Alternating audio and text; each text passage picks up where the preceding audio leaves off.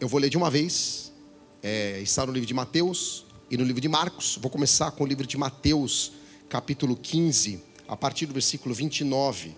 É uma história que a gente conhece. Mateus, capítulo 15, a partir do versículo 29. Se trata da segunda multiplicação dos pães. E depois a gente vai ler a mesma história no livro de Marcos. Mateus capítulo 15, versículo 29 até o final. Deixando aquele lugar, Jesus voltou ao mar da Galileia e subiu a um monte onde se sentou. Uma grande multidão veio e colocou diante dele aleijados, cegos, paralíticos, mudos e muitos outros. E ele curou a todos. As pessoas ficavam admiradas e louvavam a Deus Israel, pois os que eram mudos agora falavam. Os paralíticos estavam curados, os aleijados andavam e os cegos podiam ver. Versículo 32. Então Jesus chamou seus discípulos e disse: tenham compaixão dessa gente, estão aqui comigo há 3 dias e não tem mais nada para comer. Se eu os mandar embora com fome, podem desmaiar no caminho. Os discípulos disseram: onde conseguiríamos comida suficiente para tamanha multidão nesse lugar deserto? Jesus perguntou: quantos pães vocês têm? 7, e alguns peixinhos, responderam eles. Então Jesus mandou todo o povo sentar-se no chão. Tomou os 7 pães e os peixes, agradeceu a Deus e os partiu em pedaços. Em seguida entregou-os aos discípulos, que os distribuíram à multidão. Todos comeram à vontade, e os discípulos recolheram ainda 7 cestos grandes com as sobras. E os que comeram foram 4.000 homens, sem contar mulheres e crianças. Então Jesus os mandou para casa, entrou num barco, atravessou para a região de Magdã. Vamos ler a mesma versão da história no Evangelho de Marcos, capítulo 8. Marcos, capítulo 8, a partir do versículo 1. Naqueles dias, outra grande multidão se reuniu e mais uma vez o povo ficou sem comida. Jesus chamou os discípulos e disse: tenham compaixão dessa gente, estão aqui comigo há 3 dias e não tem mais nada para comer. Se eu os mandar embora com fome, desmaiarão no caminho. Alguns vieram de longe. Versículo 4. Os discípulos disseram: como conseguiremos comida suficiente nesse lugar deserto para alimentá-los? Jesus perguntou: quantos pães vocês têm? 7, responderam eles. Então Jesus mandou todo o povo sentar-se no chão. Tomou os 7 pães, agradeceu a Deus e os partiu em pedaços. Em seguida entregou-os aos discípulos, que os distribuíram à multidão. Eles encontraram ainda alguns peixinhos. Jesus também os abençoou e mandou que os discípulos os distribuíssem. Todos comeram à vontade. Depois os discípulos recolheram 7 cestos grandes com as sobras. Naquele dia havia cerca de 4.000 homens na multidão. Após comerem, Jesus os mandou para casa. Em seguida entrou com seus discípulos num barco e atravessou para a região de Dalmanuta. Amém. Vamos orar mais uma vez. Deus, obrigado pela tua palavra. Que seja ela conduzindo a gente aqui, não o Marcel. Que seja o teu Espírito que tenha a primazia, total liberdade de atuar entre a gente, de refrigerar na nossa mente as ideias que a tua palavra tem para dizer para nós. Que tudo aquilo que é do Marcel, em nome de Jesus, seja neutralizado, que prevaleça apenas a tua vontade. Em nome de Jesus que eu oro e te agradeço. Amém. A justiça, enquanto uma ideia que a gente subentende que todos os seres humanos têm intrinsecamente o direito de adquirir, acessar aqueles requisitos mínimos de condições para a nossa sobrevivência, essa noção de que é direito de todos acessar condições mínimas de sobrevivência é resultado de um processo histórico. Na antiguidade, eu quero dizer com isso que não foi sempre assim. Na antiguidade não era óbvio que todas as pessoas eram iguais. Sabe essa ideia que a gente tem? Todos são iguais. Não era uma informação óbvia. Não era um dado óbvio que todo mundo é igual. No período anterior e até durante aquela fase da história que prevaleceu a cultura greco-romana, inclusive o período em que o Novo Testamento e a história da igreja se desenrola, era óbvio que um escravo era menos que gente. É óbvio. Escravo não é gente. Gente plena, um ser humano de fato, nesse período histórico da cultura greco-romana e até antes, era apenas quem é cidadão E quem é cidadão? É homem do sexo masculino, proprietário. Você até pode ser homem, mas se você for homem numa relação de servidão para algum outro homem que é proprietário de posses e riquezas, então o teu status de humanidade é inferior. Isso era algo comum. Logo, se você é mulher, então você já é um humano de segunda classe. Criança, nem gente que é. Criança não é gente. Por isso que mulher e criança não são contabilizados. Isso aparece no Novo Testamento.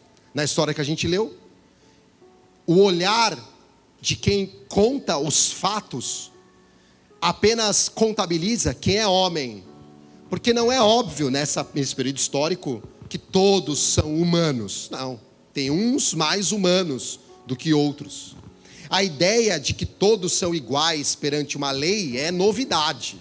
É novidade, essa história de todos são iguais perante a lei. Alto lá. Nem sempre foi assim. Essa compreensão dependeu de uma série de desdobramentos históricos, com implicações sociais, culturais, que fez com que a gente chegasse até aqui. Um cientista chamado Samuel Fleischneiker, nem sei como pronunciar o nome dele, professor da área do direito em Chicago, escreveu um livro, Uma Breve História da Justiça Distributiva. Ele está descrevendo como a compreensão nossa, que hoje é tão comum de falar sobre justiça social, como algo válido, importante, não foi tão simples assim. Até muito recentemente, o professor Samuel diria, as pessoas não reconheciam que a estrutura básica de distribuição de recursos em suas sociedades era uma questão de justiça. Não era algo assim válido e dado como certo. A ideia de uma estrutura básica de distribuição de recursos em suas sociedades era uma questão de justiça, isso não era claro, e tampouco consideravam que a justiça deveria exigir uma distribuição de recursos que satisfazesse as necessidades de todos. A ideia de que as necessidades de todos devem ser satisfeitas por meio de uma distribuição de recursos, e isso é ser justo, foi algo que a gente teve que construir, porque não foi sempre reconhecido. Essa ideia específica de que a justiça exige a distribuição de recursos que satisfaçam a necessidade de todos, só foi aparecer, pessoal, há cerca de 2 séculos atrás. Há pouco mais de 200 anos atrás é que isso ficou comum, para mim e para você. A ideia de que alguém vem aqui nessa igreja e apresenta uma lista de alimentos, não foi isso que eu vi aqui? Pedir doação do povo para que seja praticada a justiça ao distribuir esses alimentos para quem necessita, é uma conclusão lógica que levou alguns séculos para chegar até aqui. E é recente, não é milhares de anos atrás, é apenas séculos para a gente chegar a essa conclusão. Nenhum de vocês ouviu Joabe falar aqui e achou uma coisa assim, nossa, que absurdo.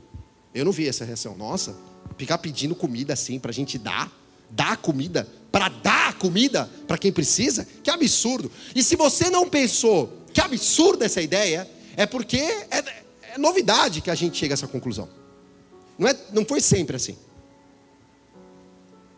Na tradição grega aristotélica, aquilo que a gente chama de justiça social se referia a alguns princípios segundo os quais, olha que sério, as pessoas merecedoras teriam a garantia de ser recompensadas de acordo com o seu mérito. A lógica do pensamento aristotélico grego era o seguinte: tem gente que merece a justiça. Para você acessar os benefícios da justiça, você tem que ter mérito. Se você não merece, se você não merecer, não dá. Não pode, não vai receber.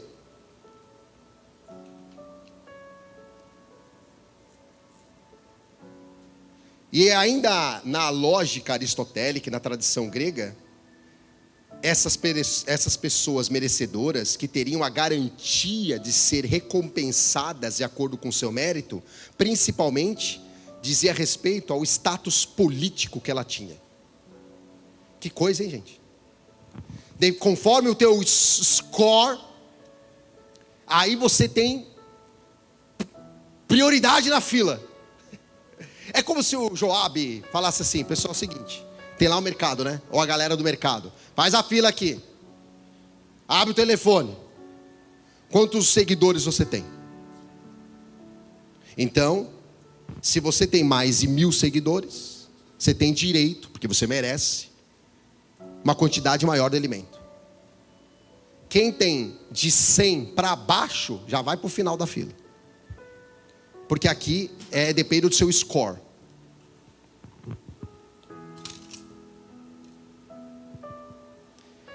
E a observação que esse estudioso faz é que, por alguma razão na história, a gente fez uma passagem, obrigado, querido, dessa transição de concepção de justiça na perspectiva aristotélica para a nossa compreensão contemporânea do que a gente chama de justiça social. Uma passagem da ideia de que a gente faz porque alguns merecem uma vida livre de carência, para aquelas que todos devem ter o direito de acessar as suas condições de sobrevivência. Houve uma passagem, e a investigação do livro dele procura discorrer historicamente como isso se dá. Durante muito tempo, pessoal, prevalecia ideias como essa. Eu destaquei 2 do livro dele. Determinado tipo de pessoa deve viver em estado de necessidade. Porque essas pessoas, se não fossem pobres e não vivessem em estado de necessidade, sabe o que ia acontecer com elas? Elas não iam trabalhar. Então, como elas se mantêm na pobreza, elas são obrigadas a trabalhar. Então a gente precisa de gente pobre, para aí a gente tem gente que quer trabalhar, entendeu? A outra ideia que prevalecia na cultura grego-aristotélica, romana, greco-romana, até inclusive no tempo de Jesus, do Novo Testamento, tinha ainda a ideia de que a pobreza de algumas pessoas fazia parte de uma ordem divina. É um plano divino que define o destino de algumas pessoas para que elas vivam na pobreza. Deus poderia ter feito todos os homens ricos, olha a mentalidade da época, mas Ele quis que existissem pobres nesse mundo, de modo que os ricos fossem capazes de redimir seus próprios pecados. A ideia era que Deus permitia que tivessem pobres, para os ricos terem redenção dos seus pecados, doando para os pobres. Afinal de contas, quem dá aos pobres empresta a Deus. Já ouviram esse 1 Herésios 4:10? Dê para os pobres, que aí você vai estar emprestando para Deus. E aí, gente, olha a concepção demônica do versículo. Aí Deus fica devedor de mim. Se eu estou emprestando para Deus, eu sou credor de Deus. Tem que rir para não chorar. Acho que nem o Satanás sairia com uma ideia tão incrível, loucamente incrível dessa. Ao longo da maior parte da história humana, praticamente ninguém defendia a ideia, nem mesmo como ideal, que as necessidades básicas de todas as pessoas deveriam ser satisfeitas. Era uma coisa completamente estranha. Essa coisa que a gente chama de justiça social, e esse autor remete à ideia de justiça distributiva, no nosso sentido contemporâneo, moderno, a gente invoca o Estado para que o Estado garanta que a propriedade seja distribuída por toda a sociedade, de modo que todas as pessoas possam se suprir com um certo nível de recursos materiais. E a discussão sobre justiça distributiva tende a se concentrar na quantidade de recurso que a gente deve garantir e no grau em que essa interferência do Estado é necessária para que esses recursos sejam distribuídos. Nessa concepção que a gente está tratando, que a gente opera hoje no dia a dia, e você escuta a gente reclamando, né? Porque o Bolsa Família cria um monte de vagabundo, alguém diria. Porque a gente tem que ver quem quer trabalhar. Porque quem não quer trabalhar, que se vire. Ou ainda, a justiça para um bandido é que ele seja morto. Já ouviram essa ideia? Bandido bom é bandido morto. Essa concepção de justiça social, conforme a história do Ocidente, grego, de influência grega, romana, que a gente recupera aqui, depende fortemente de duas instituições, para que ela seja viável, do mercado e do Estado. Se o Estado não consegue, a gente encontra soluções em mercado. Se as soluções do mercado não dão conta, o Estado tem que entrar com algum programa de distribuição de renda. E aí, alguém, ou o Estado, ou o mercado, assegura um ambiente mais justo. O fato é que a gente ancora a noção de justiça, quase com uma condição, numa expressão em latim, sine qua non, que depende dessas duas entidades historicamente construídas, o Estado e o mercado. E ainda a gente tem muito forte uma compreensão que a justiça, ela demanda um status especial de que determinadas pessoas devem ser merecedoras para que de fato a necessidade dela seja mitigada. Para merecer, tem que ter vontade de trabalhar, por exemplo. É fácil a gente perceber a visão curta desse raciocínio. É fácil. O meu sobrinho tem paralisia cerebral. Ele não fala, não escuta, anda numa cadeira de rodas.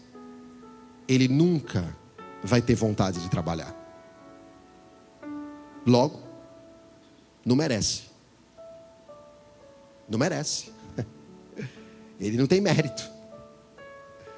Um idoso de 90 anos, 80 anos, acometido por uma doença neurodegenerativa, nesse argumento grego, não merece.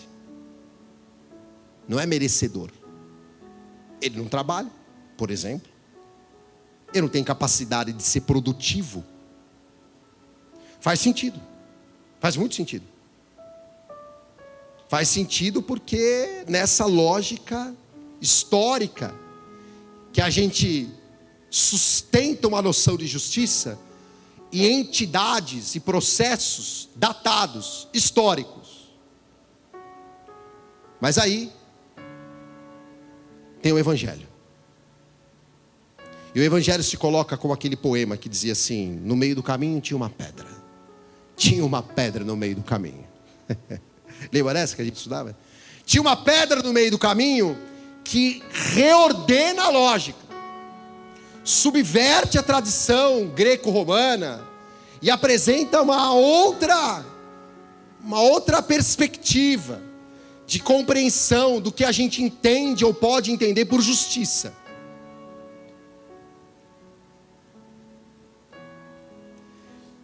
A gente tem a oportunidade de confrontar a percepção histórica ocidental do que é justiça social com aquilo que temos de insights a respeito da revelação de Deus no Evangelho. E para a gente fazer esse exercício, a gente precisa entender a Bíblia como um conteúdo que é muito mais do que uma mensagem de salvação. Por mais decididamente vital que isso seja, a Bíblia é uma cosmovisão abrangente, que define a medida de todos os aspectos da realidade da existência humana. Só é possível contrapor uma ideia de justiça que o Ocidente construiu historicamente, com uma justiça bíblica, com a compreensão que a palavra de Deus não é uma palavra apenas que diz respeito à tua salvação individual. Ela é um mapa da realidade, que te insere num mundo de Deus, de um outro jeito. A gente não vem para a igreja para aprender a ser salvo do fogo do inferno apenas. A gente vem para a igreja para entender o evangelho para a nossa vida e como viver a vida de Deus no mundo. O plano da redenção, eu cito o livro Missão Integral, de um teólogo latino-americano, René Padilha, não se limita à salvação das almas. Ele compreende também a reconciliação de todas as formas e relacionamentos fraturados. E aí a gente começa a compreensão. Justiça, na perspectiva bíblica, são nossos relacionamentos inteiros, redimidos pelo poder do evangelho. Comigo mesmo, com Deus, com o próximo, com a criação. Então, o plano da redenção do evangelho, revelado pelo evangelho, compreende a nossa reconciliação com todas as áreas que foram fraturadas. Com Deus, com nós mesmos, com os outros seres humanos e com a própria criação. Com o nosso bolso, com o nosso trabalho. Então a gente não deveria fazer nenhuma, não deveria haver nenhuma divisão entre promoção do evangelho, discipulado, plantação de igrejas e transformação social e cultural. Esses, segundo Padilha, são aspectos essenciais da nossa missão. Quando alguém sobe aqui e diz do mercado, do atendimento à viúva, do CID, das crianças, da ideia que vocês têm de ir para o presídio, da ideia de trabalhar com idosos, é tudo agenda da missão. Nós estamos comprometidos com o evangelho, glória a Deus. Então eu tenho engajamento nos rituais dito religiosos. Venho no culto, venho. No grupo familiar, é grupo familiar, grupo pequeno, venho. Venho, levo meu filho no negócio de adolescente, levo. Nos jovens, vou. Eu dou para o negócio dos idosos. Eu sou voluntário lá no presídio. Eu sou voluntário com sei lá mais o que. Eu dou lá a cesta básica para ir para o meu mercado. Porque tudo é a agenda da missão. A discussão sobre o tema de justiça social nos leva a enfrentar o atual problema de um sincretismo teórico, filosófico, que busca a gente dar uma ajeitada, combinar uma certa teologia bíblica com um vocabulário comum dos cristãos, dos crentes, e a gente dá uma ajeitada nisso, associando a elementos estranhos a uma visão de mundo cristã. O que eu quero dizer com isso? Que a gente escuta algumas organizações, iniciativas e ministérios que dizem sobre justiça, mas são palavras que até parecem a mesma coisa que a gente está dizendo, mas não é a mesma coisa, porque o fundamento é outro. A minha tentativa aqui é recuperar nesse episódio de Jesus o fundamento do que a gente está chamando de justiça na perspectiva do evangelho. É claro que eu estou longe de querer esgotar o assunto, não há limites para se fazer livro sobre esse tema, mas no mínimo provocar a gente aqui, interessado nesse tema. Por que a gente tem condição como cristão de debater sobre a perspectiva bíblica da justiça, sem depender de uma cartilha teórica que não é compatível com a visão de mundo bíblica, seja a esquerda, seja a direita? Por que eu não dependo ter uma adesão filosófica de vontade ao manifesto do Partido Comunista, que é um texto que mudou a história? É um livretinho desse tamanho, do Karl Marx. Por que eu não preciso? Eu não dependo de um instrumental teórico de tradição da esquerda para chegar às conclusões que nós chegamos. Por isso que o cristão diz assim: a gente não é comunista. Por quê? Porque a gente é mais, é maior, o evangelho é maior. Então vocês são tudo um bando de capitalista, transvestido de sei lá o que. Não, a gente não é também. Mas de onde vocês se sustentam? Vem comigo. Vamos dar uma olhada nesse episódio de Jesus no meio de uma multidão.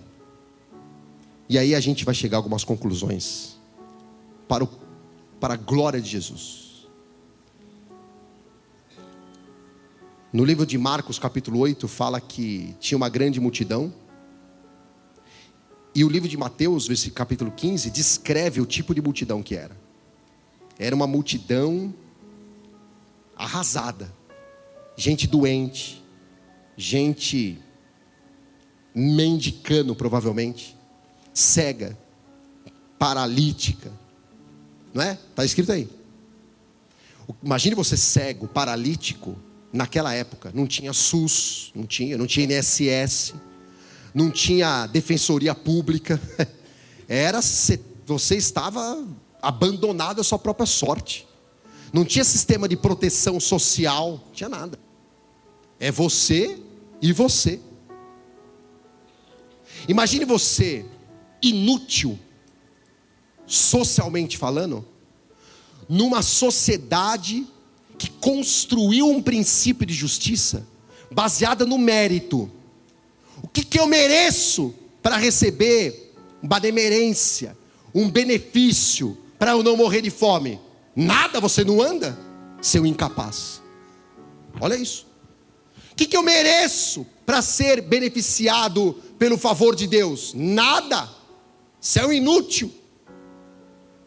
Você nem serve para estar no templo, inútil, porque ele é aleijado, não podia, cego, deformado, não entra no templo. Nem para cumprir requisitos da religião você serve, seu inútil. E era essa multidão desesperada que ia até Jesus. Jesus não tem medo da multidão. Jesus não se intimida com a multidão. No versículo 1 de Marcos capítulo 8, no meio daquele furdunço, Jesus chamou os discípulos. No livro de Mateus fala assim: então Jesus chamou os discípulos. A primeira ideia que me vem aqui é que eu penso que o assunto sobre a relação entre o evangelho e a justiça não é mesmo para todo mundo. Não é. Não é mesmo para todo mundo, não. Esse assunto não interessa para todo tipo de crente. Não. Sabe por quê? Porque segundo o spoiler de Jesus, no capítulo 8 de Marcos e capítulo 15 de Mateus, ele chama os discípulos. Esse assunto só interessa mesmo àqueles que Jesus considera como discípulo. E aqui eu tenho um marcador, talvez um marcador de adesão ao evangelho. A gente se chama de evangélico. Ah, é? É isso que a gente é? A gente se chama, se autoqualifica como seguidor de Jesus de Nazaré. Jesus pode me chamar de discípulo. Ele chamou os discípulos. E ao chamar os discípulos, ele apresenta, fala para eles o que estava incomodando. Se nós somos dignos de sermos reconhecidos como discípulos de Jesus, é porque Jesus pode compartilhar comigo e com você, ou com essa geração de discípulos, o que incomoda o seu caráter. Sabe o que incomoda Jesus nessa situação? A miséria da população. A injustiça estrutural que aquela multidão jogava na cara dos discípulos. Essa pauta não é para todo mundo mesmo. Tem que ser chamado de discípulo de Jesus. Só uma igreja preocupada em formar discípulo de Jesus é capaz de reagir como Jesus reagia aos dilemas da multidão. Marcos capítulo 15, 32 diz que Jesus chama os seus discípulos e fala para eles assim: tenham compaixão dessa agenda. Jesus chamou os discípulos para compartilhar com eles a sua visão sobre o cenário que se apresentava para eles. E a visão era o que incomodava Jesus, e o que produzia esse incômodo é: tenho compaixão. A resposta de Jesus é: está vendo isso aqui, gente? Discípulos, isso aqui promove, provoca em mim, incomoda. Então eu tenho compaixão da multidão. É uma declaração incrível, porque ela me lembra de outra declaração. Está em Êxodo capítulo 34, não precisa abrir, eu vou ler para você. Versículos 5 e 6. Numa maior manifestação da pessoa de Deus na Bíblia. Deus, a pessoa de Deus, aparece para Moisés. Pensa, Deus se revela para Moisés. Êxodo capítulo 34, versículo 5 e 6. Deus falando com Moisés ali face a face, diz assim: então o Senhor desceu em uma nuvem, ficou ali com Moisés e anunciou o seu nome, Javé. O Senhor passou diante de Moisés. Pensa na cena, gente. Deus, a Trindade passando por Moisés, proclamando. Deus proclamava Javé, o Senhor. É como se Deus estivesse falando assim: Moisés, eu desci aqui para revelar toda a minha glória, e eu vou sintetizar, resumir para você o que eu sou. Que experiência extraordinária. Javé é o meu nome, o Senhor é o que eu sou. Ele continua, é Deus falando sobre Ele mesmo: o Deus de compaixão e misericórdia. Sou lento para me irar, cheio de amor e fidelidade. Então Jesus, me parece, que chama os discípulos e diz assim: tenho compaixão da multidão. Jesus se mobiliza em relação à situação de escassez e precariedade, por conta de quem Deus é. É o caráter de Deus vivo. O mesmo Deus que se revelou de modo terrível para Moisés, é o Deus que se encarnava da frente dos discípulos. Que coisa inacreditável. E falava assim: igual o Deus triuno se manifestou ao pai de vocês, Moisés, e se revela como um Deus compassivo, discípulos, eu estou dizendo, eu tenho compaixão dessa multidão. Quer ter um encontro com esse Deus terrível? É ter um encontro com a compaixão e misericórdia desse Deus, que se derrama diante da pobreza, da opressão de homens, mulheres, crianças, vítimas do descaso do sistema. Porque essa multidão estava à margem da agenda do império, da intelectualidade greco-romana. Não serve, não entra, não se encaixa. Então Jesus chama discípulos, os discípulos dizem assim: eu tenho compaixão deles. É quase como se Jesus estivesse emulando no Êxodo 34. Aquele Deus terrível e poderoso desceu. Hoje, discípulos, eu desci para vocês, revelando quem aquele Deus é: compassivo e misericordioso, tardio em irar-se. Então eu tenho compaixão deles. A justiça do Evangelho é ancorada no caráter de Deus. Nesse sentido, transcende as instituições que nós criamos. É transcendente. O fundamento da justiça bíblica é transcendental. Não depende de processo histórico. Pelo contrário, é ela que provoca a história. Chegamos até aqui por conta de um tipo de revelação do Evangelho na história. E foi o cristianismo do Ocidente que produziu essa noção que a gente tem hoje, que influencia as instituições hoje. Isso só foi possível porque a nossa âncora é a pessoa de Deus. Se não houvesse Karl Marx, Adam Smith, a gente estaria fazendo a mesma coisa. Por quê? Porque o Evangelho é o verbo que se fez carne, e é o mesmo verbo que disse: haja luz, que criou todas as coisas, que é compassivo. Esse é o fundamento nosso. Isso muda tudo. Isso muda tudo. No versículo 4 do Evangelho de Marcos, a gente ainda vê a percepção dos discípulos sobre o problema. Jesus revela o problema, e a percepção dos discípulos é extraordinária, porque ela é correta. Eles falam assim: Jesus, como é que a gente consegue comida, gente, para essa galera? Não dá. E aqui os discípulos apresentam um problema econômico fundamental, que é o problema de como que a gente lida com a escassez. Os economistas estão estudando isso até hoje, com suas várias vertentes de teoria econômica.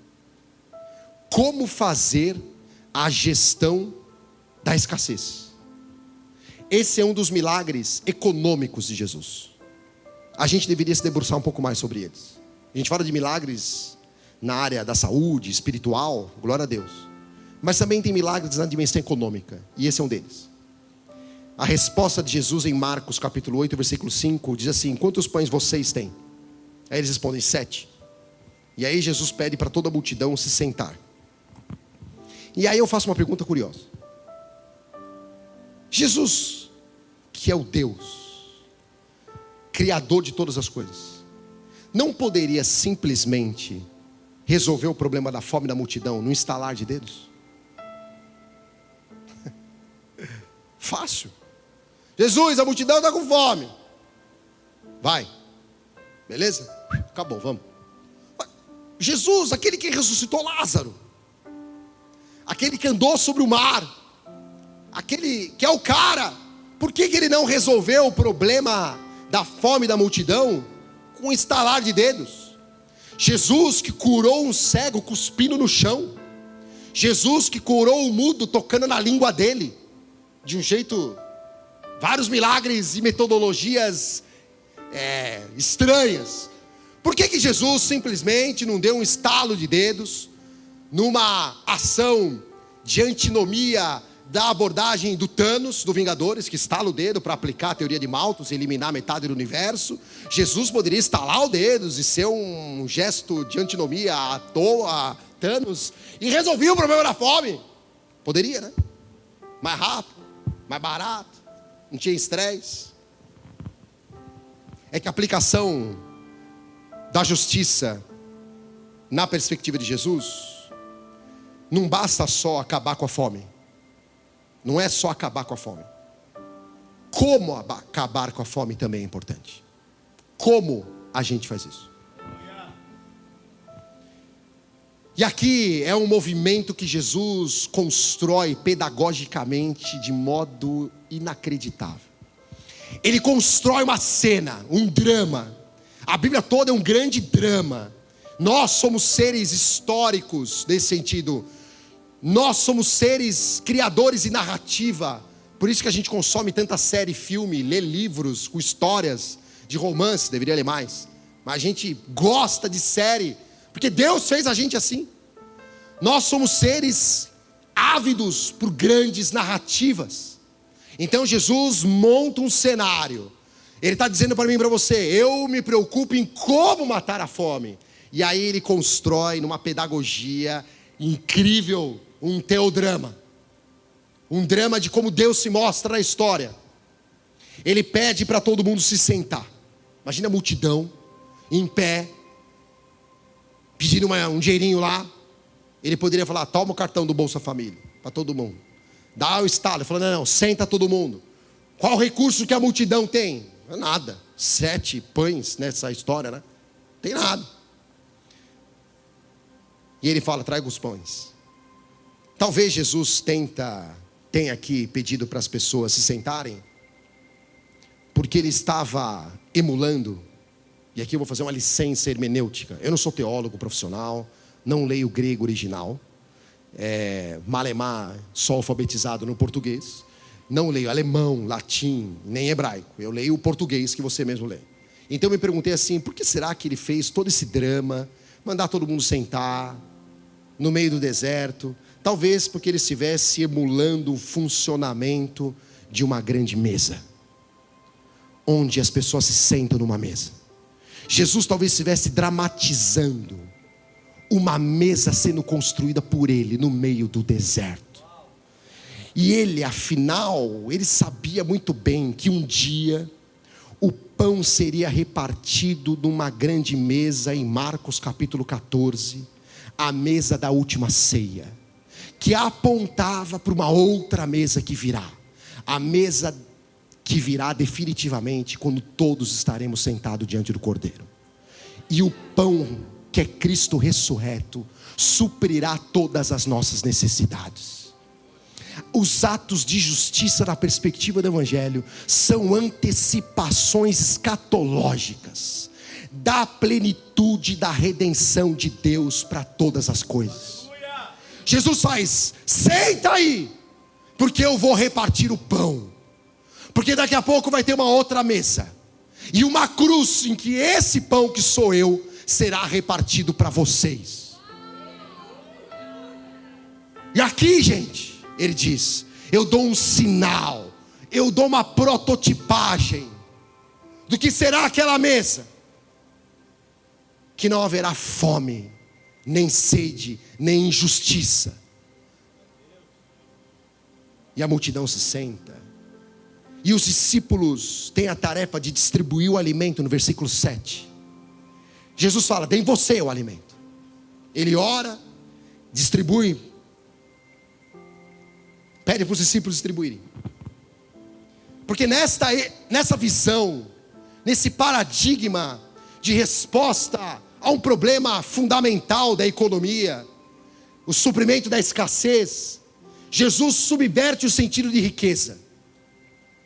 Ele diz: na minha economia, riqueza não é acúmulo, é distribuição. Na minha economia, o recurso está a serviço para ser distribuído. É um outro paradigma. Riqueza não é acúmulo, é distribuição. Então ele diz: uma mesa rica, farta, infinita está se abrindo no meio do deserto. E o pão está sendo partido como um sinal, um protótipo daquele pão que foi partido na cruz e ressurreto no terceiro dia. O plano original de Deus é que os recursos existam para serem distribuídos, para que haja suficiência. E quando eu coloco dinheiro num altar e o transformo num ídolo, eu significo a riqueza como acúmulo para mim. E Jesus fala: não, é para distribuir. É para distribuir. Isso é riqueza. A nossa igreja de Atos fazia isso. Eu tinha 2 túnicas, uma para quem não tem. Porque aqui ninguém pode passar necessidade.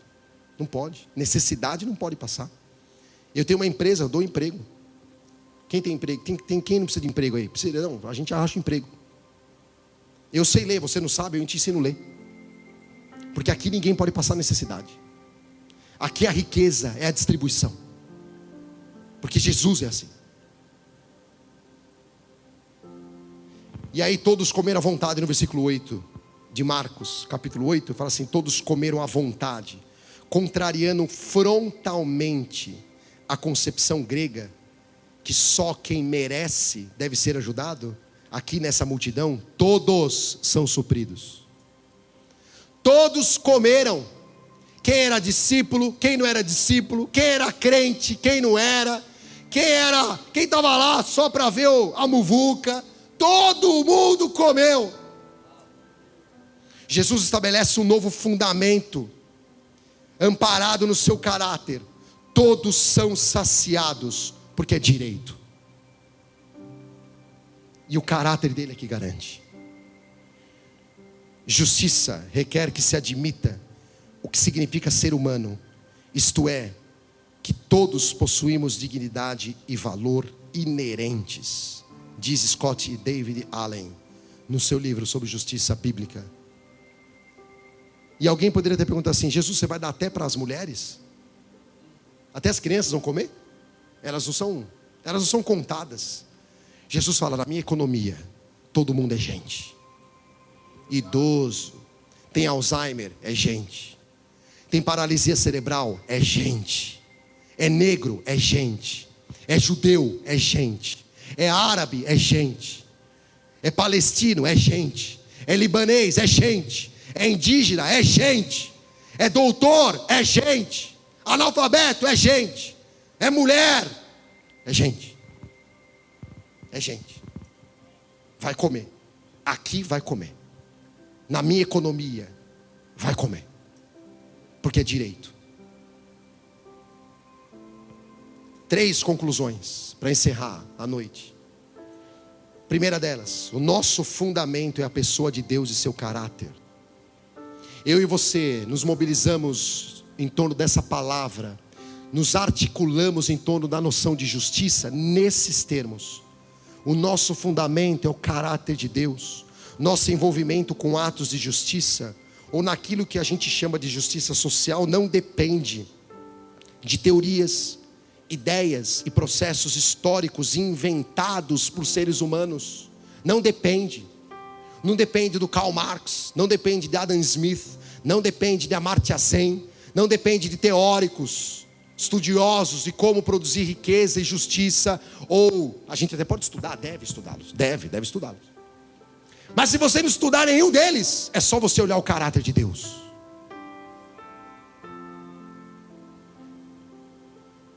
Nós continuaríamos servindo os pobres, mesmo se um dia a Organização das Nações Unidas fosse destruída, a gente ia continuar servindo. Se um dia as nações abolissem a Declaração Universal dos Direitos Humanos, a gente ia continuar servindo. A gente ia continuar falando, toda a vida humana é digna. Toda a vida humana é sagrada. Ninguém está falando isso, não interessa. É a palavra de Deus. É quem Deus é. Nosso senso de justiça está depositado na compreensão sobre a misericórdia de Deus. Salmo 97, versículo 1 e 2. O Senhor reina. Ele reina. Regozijem-se a terra, alegrem-se as numerosas ilhas. Nuvens e escuridão rodeiam, justiça e retidão são a base do seu trono. Deus está sentado num trono, e a base do trono de Deus é a justiça e a retidão. Isso não é suficiente? É mais do que suficiente. Segundo, se compreendermos de fato as bases da justiça bíblica, não tem como a gente ser indiferente diante da situação de injustiça. A compaixão de Jesus pela multidão o impeliu a construir uma resposta econômica no caso. Salmo 72 me lembra, porque ele livra o necessitado que clama, e também o aflito e o que não tem quem o ajude. Ele, esse Deus que eu e você adoramos, se compadece do pobre e do necessitado, salva a vida dos que estão em necessidade. Ele os liberta da opressão e da violência. A vida deles é preciosa aos seus olhos. Salmo 72, de 12 a 14. É o caráter de Deus descrito nos termos da sua palavra, que é o nosso referencial de resposta para a sociedade nas situações de injustiça. Se a gente é fraco, insensível à violência, às injustiças, é porque a gente não está entendendo o que é o caráter de Deus. Tem que se arrepender, tem que virar crente. Terceiro, e o desconfortável, compreender a justiça nos termos do Evangelho é saber que a justiça também é contra nós. A justiça de Deus é contra você e eu. Isaías 53 me lembra, mas ele foi ferido por causa da minha transgressão. Eu estou parafraseando. E esmagado por causa das minhas maldades. Marcel. O castigo que nos traz a paz, estava sobre ele. E por seus ferimentos é que eu fui curado. Sabem por que a gente é fraco e inepto em compreender sobre a justiça nos termos do Evangelho? É porque a gente não lê a Bíblia. A gente não lê a Bíblia do modo, ou a gente lê a Bíblia de um jeito estreito, míope. Eu tenho amigos que acham que entenderam tudo sobre justiça aplicada às causas sociais, mas não conseguem se arrepender dos seus próprios pecados. É aquela, e eu oro para que o meu coração não seja encontrado nessa característica. São aquelas pessoas que vão chegar e falar assim: Senhor, eu doei um caminhão de feijão para o mercado. Senhor, eu ajudei os pobres. Senhor, eu estava lá no congresso de justiça social. E Jesus vai falar: eu não te conheço. Porque eu também devo saber que a justiça de Deus é contra os meus pecados. A gente está numa conferência sobre justiça, não é para passar pano na gente, para falar: tá vendo como a gente ajuda os pobres? Então a gente é mais crente. Mais crente que quem? Como a gente ajuda os pobres, já zeramos o game, alguém diria. Zeramos a vida, entendeu? Eu estou envolvido lá, no voluntariado da igreja, tá beleza. E a tua vida pessoal de arrependimento dos seus pecados? Que pecado?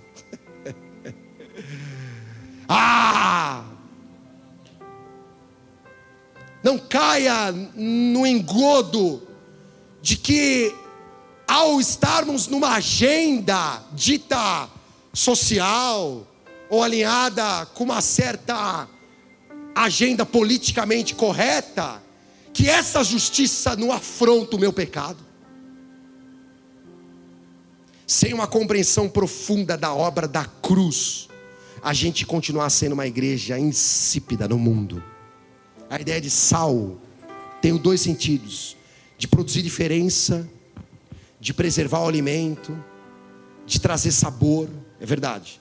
Mas também tem o sentido de um elemento estranho ao ambiente, na analogia de Jesus, que apimenta o ambiente, no sentido que causa desconforto.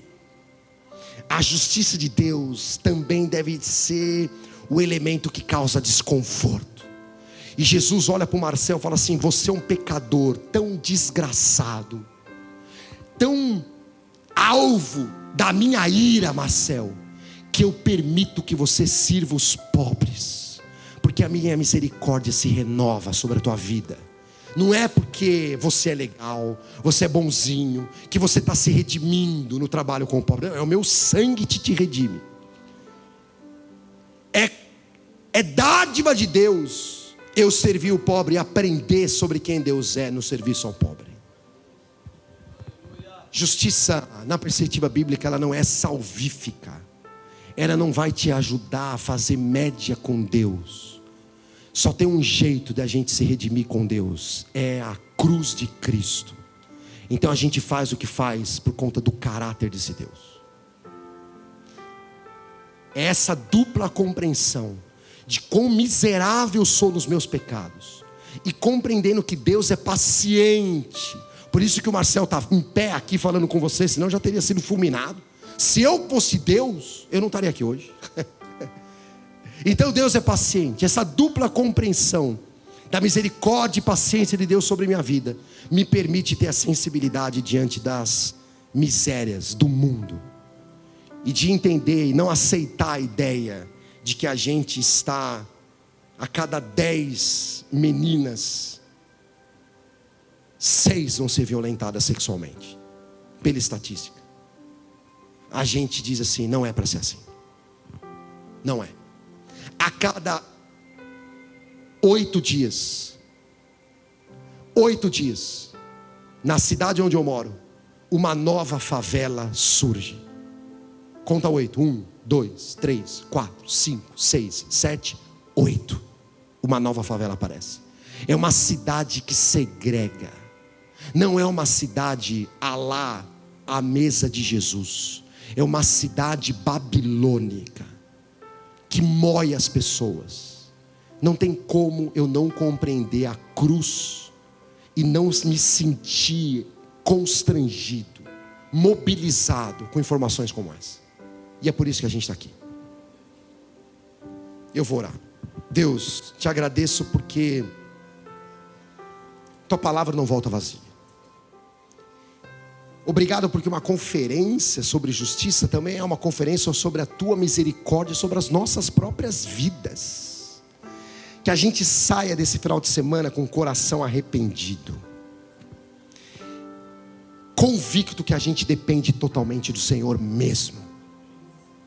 Que nós possamos ser uma igreja que produza atos de justiça, porque somos íntimos do teu caráter. Em nome de Jesus, livra a gente de ser contaminado com ideologias, uma agenda não bíblica tentando nos pressionar.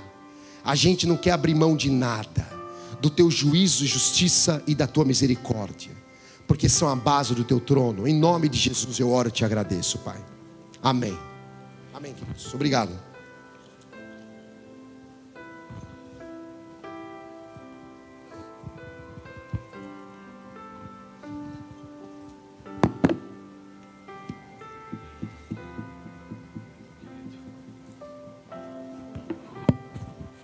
Coloque-se em pé, meu irmão.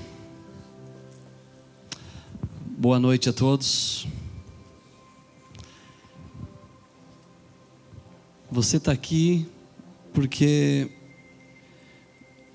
não é porque você se chama de discípulo ou se chama de cristão, mas você está aqui porque Jesus chama você de discípulo. Sabemos que palavras como essa não é para todos que estarão aqui domingo à noite. Por isso que nós estamos num grupo tão pequeno. Porque é só quem carrega essa palavra, irmãos. E nós devemos oferecer compreensão a isso. Né? Mas, poxa, poderia estar cheio aqui. Amanhã, possivelmente, né? Mas aonde é que está o povo que está todo domingo aqui, 9 da manhã, 7 da noite, nas quartas, no sábado? Cadê os jovens, né, pastor Rafa? Pastor Joabinho? A gente está divulgando essa conferência há tanto tempo, é tão esperada. E aí a gente vê as cadeiras vazias e uma meia dúzia de pessoas aqui. Uma conferência, a gente traz alguém de fora com tanto conhecimento. Poderíamos aprender tanto. E a gente quer que o povo ouça, que o povo aprenda. Onde é que está o povo? Poderíamos nos ofender, pensar que é um descaso do povo. Poderíamos ficar magoados e dizer, poxa, a gente está investindo e as pessoas não estão nem aí. Estão priorizando coisas tão supérfluas, talvez, com exceção daqueles que realmente têm uma justificativa. Mas a questão sobre tudo isso não é o relato que eu imagino. A questão é que só estão aqui realmente as pessoas que Deus tem um propósito sobre justiça. Aqueles que têm uma envergadura para esse entendimento. Nem todos vão entender e nem todos vão viver isso. São pessoas específicas que Deus tem uma missão para fazer justiça.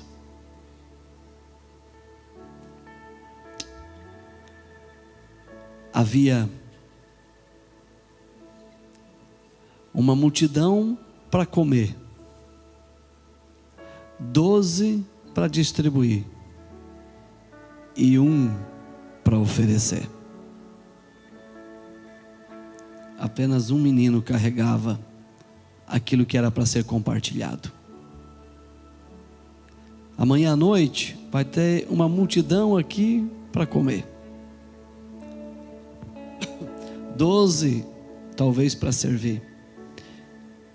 Mas é você que carrega o pão para multiplicar. É a minoria que faz justiça.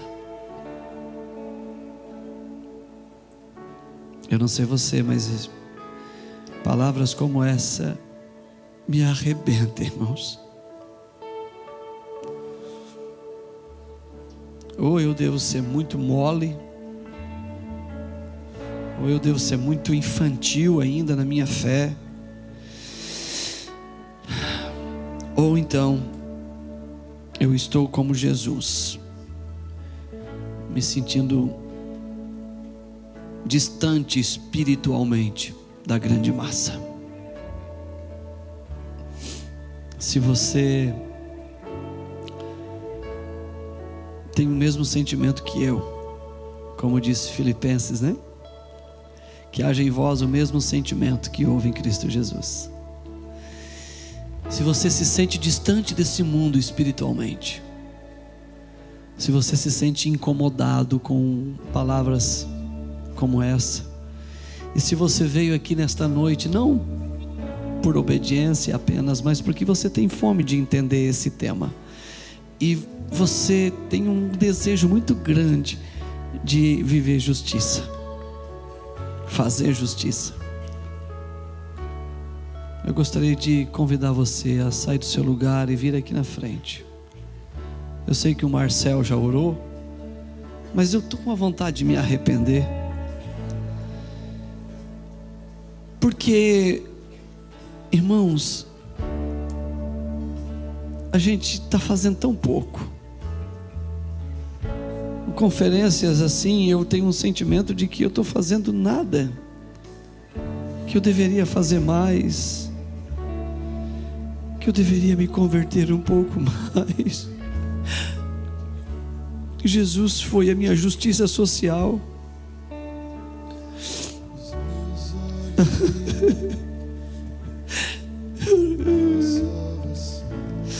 Sou um miserável. Ele é a minha justiça social.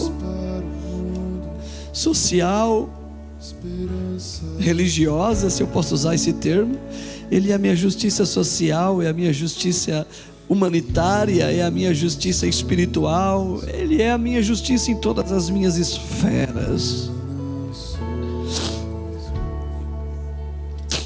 Vamos orar um pelos outros.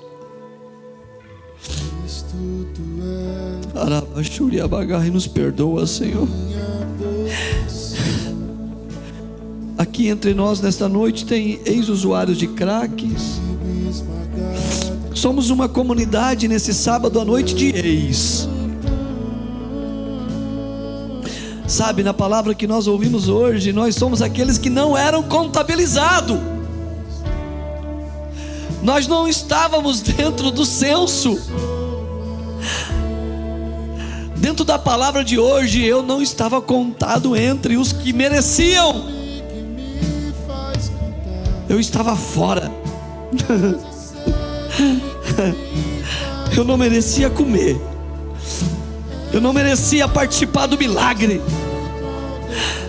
Se dependesse de Karl Marx, Carl Jung, se dependesse dos homens, eu não comeria, eu não teria perdão, eu não teria remissão. Se dependesse das políticas, eu não participaria, não viria para a mesa. Obrigado, Jesus, por me incluir. Eu não estava na conta, mas o Senhor me colocou na mesa. Eu não estava no censo, mas o Senhor me colocou assentado. E o Senhor matou a minha fome. Somos ex-usuários de crack, ex-prostitutos, ex-prostitutas, ex-mentirosos, ex-condenados, ex-tantas coisas. A lista é interminável. Meu amigo Espírito Santo, só está aqui quem realmente o Senhor tem um propósito. Aonde estaria o meu casamento? Aonde estaria a minha paternidade? Será que eu teria filhos? Será que eu teria uma cama para dormir essa noite? Obrigado, Espírito Santo, que eu possa fazer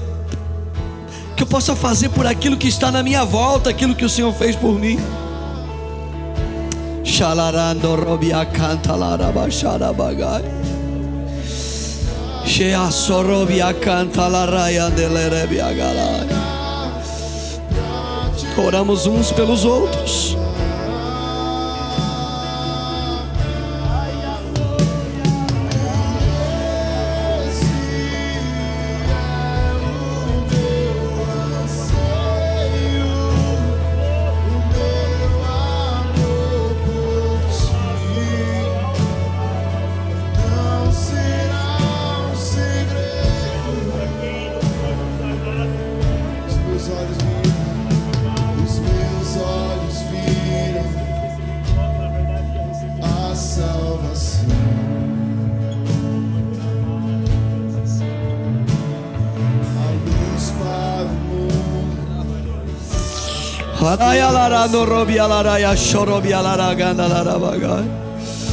És a fonte,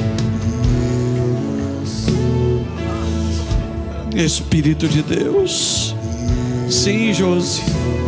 Sim, minha filha, você é uma escolhida para esse tempo. Você também não estava contada, você não fazia parte da contabilidade, mas Jesus te incluiu, assim como eu.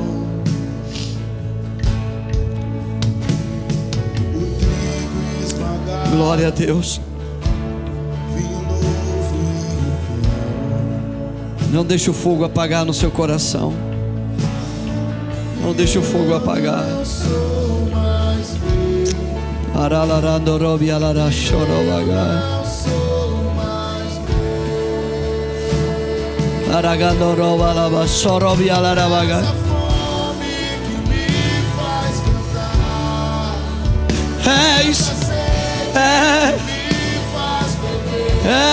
Aleluia. Oh, Espírito de Deus.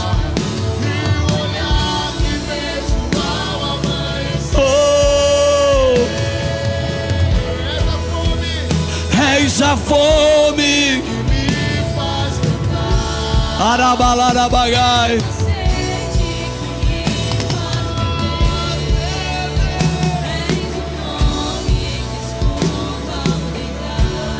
Aleluia. Vamos, vamos, vamos. Que noite preciosa, irmãos.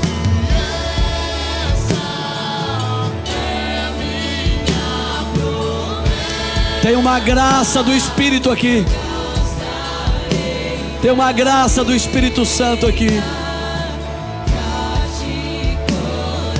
Oh, o que Deus deu para você, meu irmão. Arabalai. Aleluia, aleluia, aleluia, aleluia.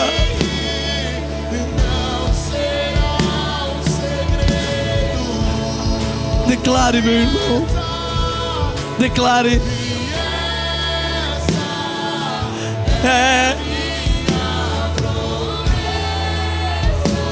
É Leandro.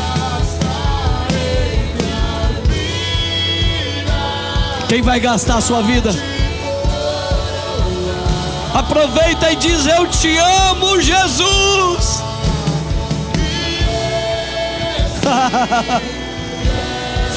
Ularabagai. Que noite preciosa, irmãos. Que noite preciosa, irmãos.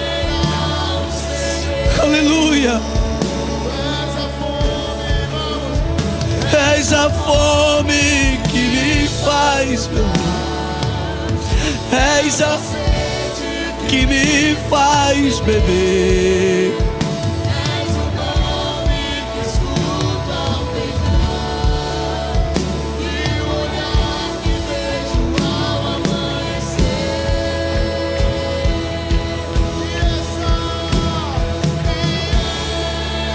Aleluia.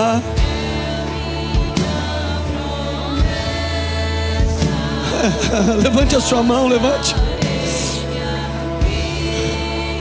Faça um voto, faça.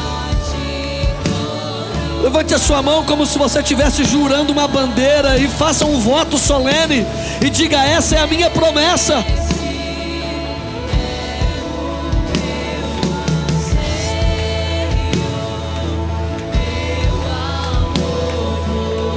Ah, meu amigo,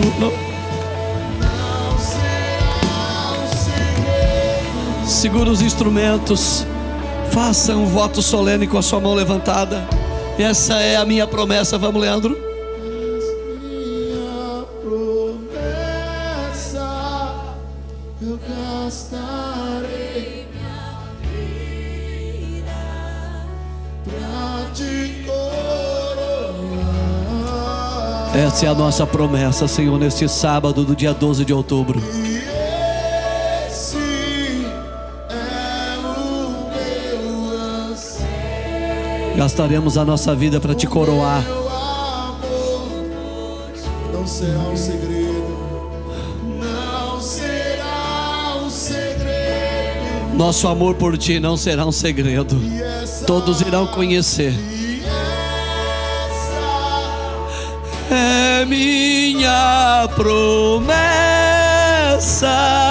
eu gastarei Eu prometo, Senhor. pra te coroar. Nós prometemos, Senhor. Esse é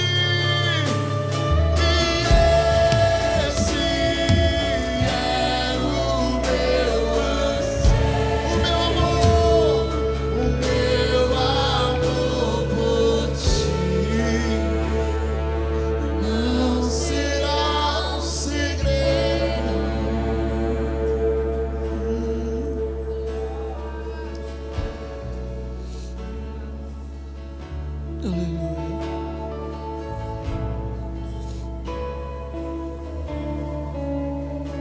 Senhor,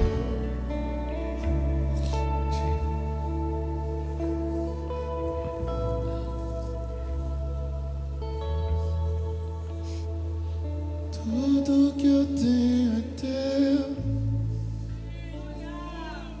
Cristo. Tudo que eu sou é teu, Filho. Minha casa, meu dinheiro, meu destino por inteiro, tudo é teu.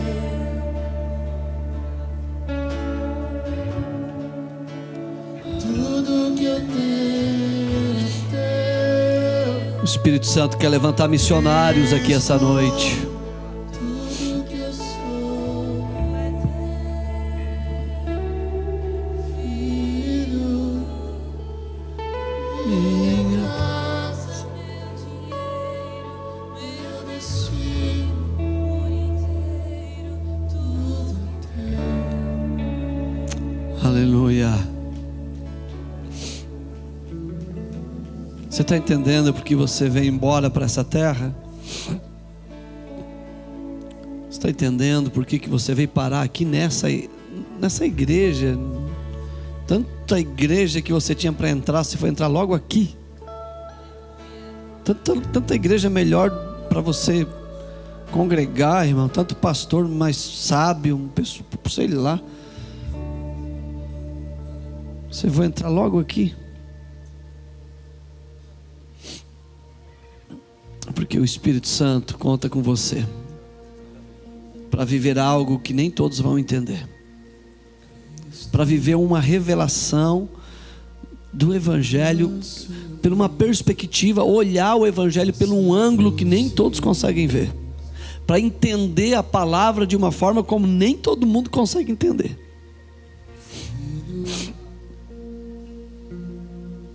Aleluia. Que vontade, irmão, ficar aqui a noite toda. Que vontade de fazer uma vigília essa noite. Ele partiu, Xarabalabasuriabacantara. ele serviu vinho, Só mais um pouquinho. plena com A presença dele é tão sensível aqui. Não fira esse ambiente agora. e o véu se rasgou. Uma das coisas que acontece num ambiente de comunhão é se sentir inútil. Mais 5 minutinhos, fique com ele, você já vai para casa. Deixa ele falar ao seu coração.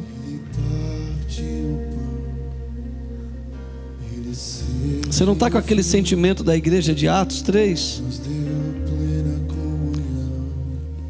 Em ambientes como esse eu fico pensando, o que eu posso vender?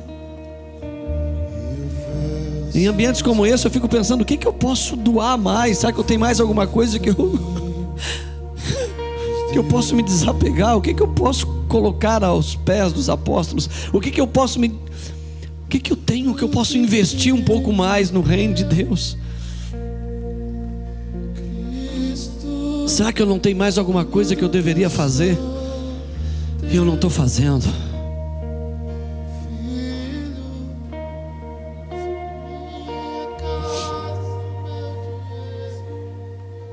Feche os seus olhos, não se distraia, por favor. Há uma voz aqui nos comunicando muitas coisas. Tudo que eu tenho é teu. Ouça a voz dele falando diretamente com você.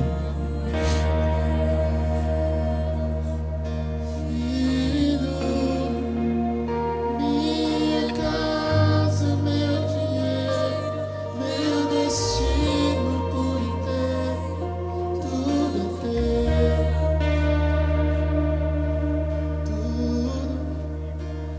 tudo é teu, tudo é teu,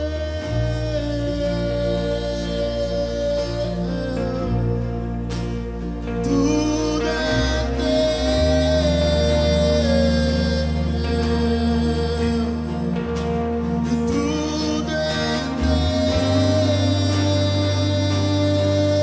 Sharanda Rasuria Laraya. Incendeia o nosso entendimento, Senhor. Tira as escamas da nossa mente.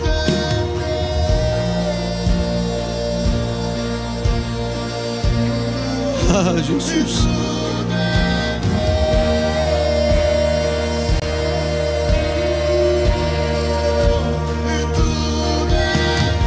Tudo é teu.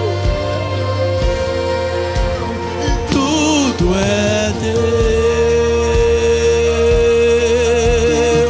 Nós declaramos.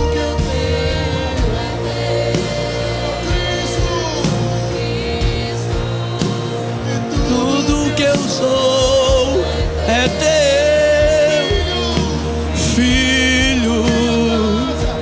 Minha casa, meu dinheiro, o quê? Tudo é teu. Orala rabagai. Ah, que vontade de sair correndo, irmão, nesses corredores. Aleluia.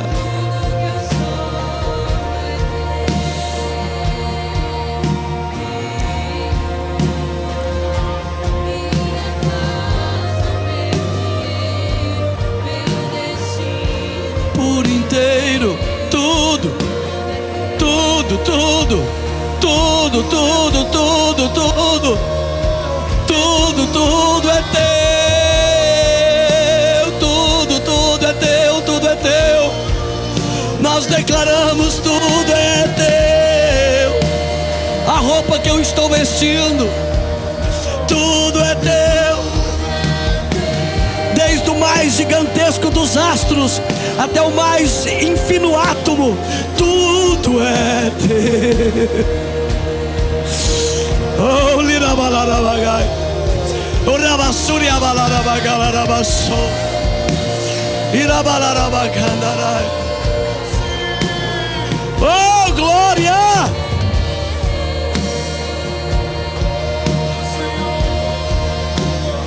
Tudo é teu.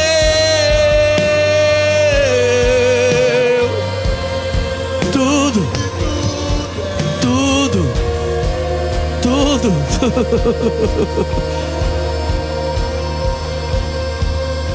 Aleluia. Um dia nós pregamos aqui, nós falamos. Às vezes a gente diz assim: obrigado, Senhor, por tudo que o Senhor me deu. me deu? Deus não deu nada, irmão. Ele confiou a nós. Ele confiou um casamento, Ele confiou filhos, Ele confiou alguns bens para alguns, Ele confiou entendimento para outros, faculdades para outros. Meu carro, minha casa, meu dinheiro, meus filhos, minha mulher, meu esposo, minha faculdade. Você não tem nada. Meus filhos não são meu, minha casa não é minha, meu casamento não é meu dinheiro não é meu. Você quer saber mais? A minha vida não é minha. Não tenho nada. Ele confiou tudo a mim. Confiou para mim administrar e cuidar. Mas tudo é dele.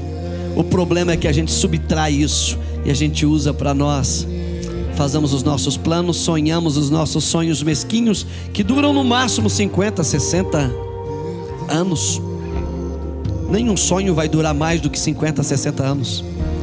E a gente subtrai e investe nisso. E deixamos de investir na eternidade. Glória a Deus. Obrigado, meu irmão. Às vezes eu penso que todos estão sentindo o que eu estou sentindo e às vezes não, né? Às vezes eu penso que todos estão na mesma crise que eu estou e às vezes não. Você está doido para ir lá no Pimenta Pastel comer e eu estou aqui te segurando. Mas eu tenho esperança na igreja ainda, antes de Jesus voltar. Amém? Diga assim: Jesus, vem aqui, vem para ver se eu não te pego. Espírito Santo, vem aqui para ver se eu não te pego.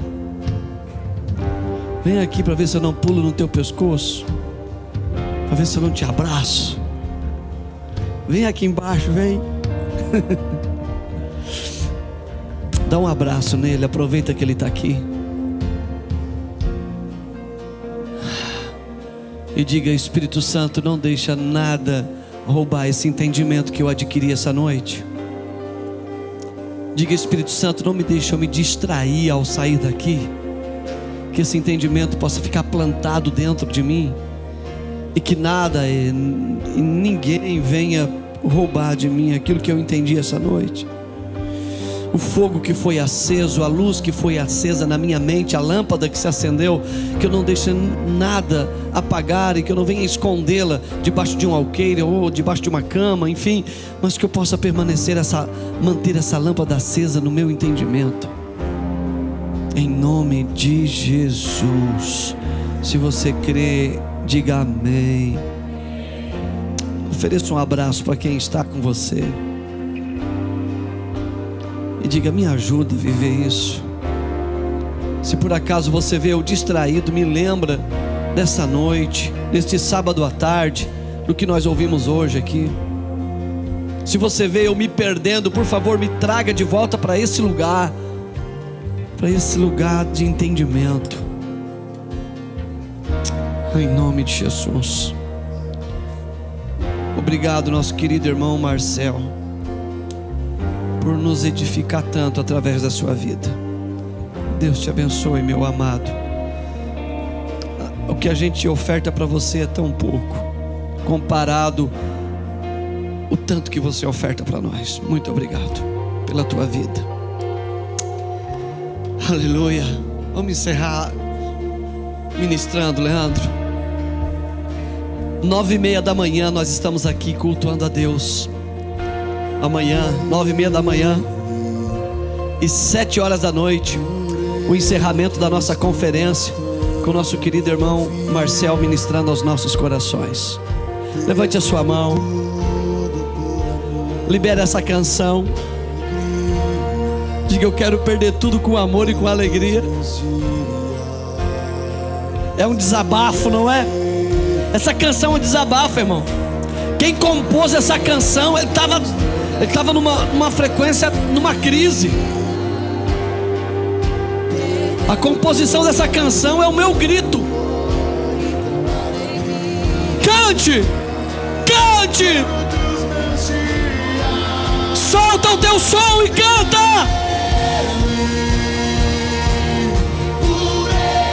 Que eu estou gastando a minha vida. Oh, meu Deus. Ai, meu Senhor.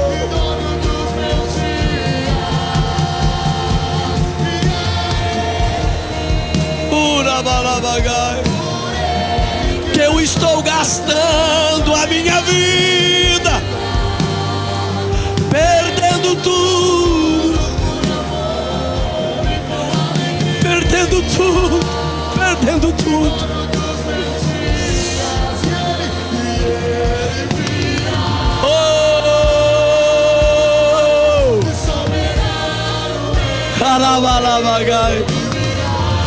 Ah, Ele virá, irmão. Nós cremos nisso, irmão. Ele virá, irmão. O nosso rei virá. O nosso rei virá.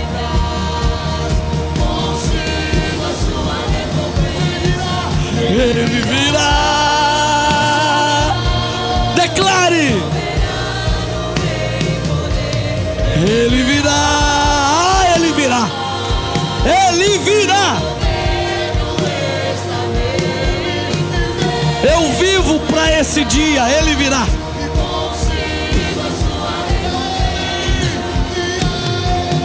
Vamos, vamos.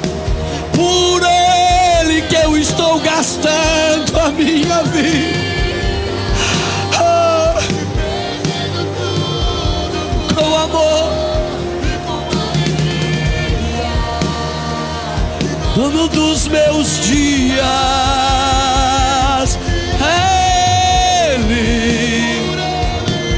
Por Ele que eu estou gastando a minha vida, perdendo tudo com amor e com alegria,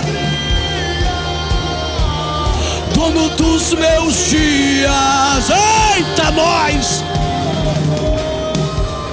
Ei, glória! Ah, dá para melhorar essas palmas, irmão. Solta o teu grito, enche esse lugar de júbilo.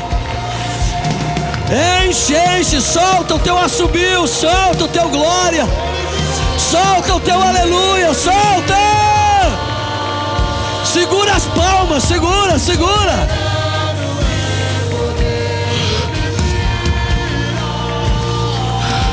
Xarabassura balabagai.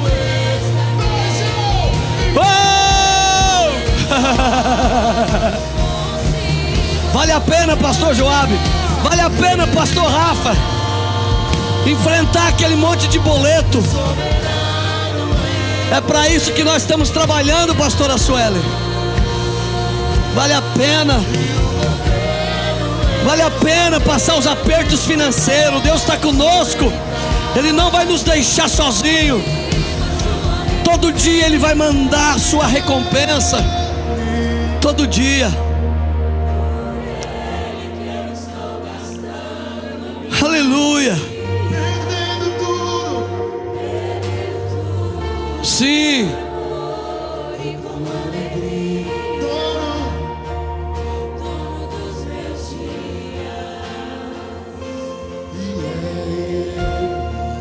Glória a Deus.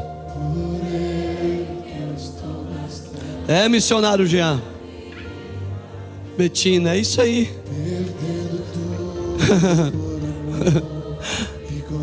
É isso aí, meus filhos. Não vamos parar, não.